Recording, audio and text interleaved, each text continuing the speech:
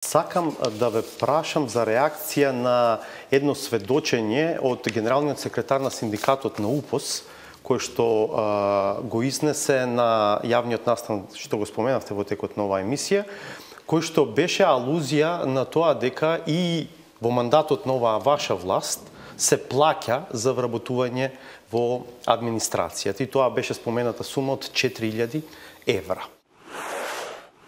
Пред 2 недели човекот ми информираше, не знам што се случило, беше премногу вознемирен, се кажа така, интервенирал од да биде вработена кај него во институција ќерка на фамилиарна пријателка. Значи, и да не, он ми информираше да не интервенирал, ќе била вработена бидејќи имала положен административен испит, сите посебни и општи услови за вработување ги исполнувала.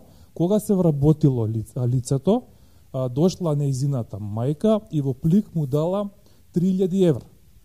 Со извинување дека нема 4, бидејќи тарифата за вработување моментално во администрација е 4 до 6000 евра. Ќе ги обезбедам конкретните податоци и овој тип на однесување е апсолутно неприфатлив и лично ги заложам да биде жестоко казнет, согласно законските постапки и процедури.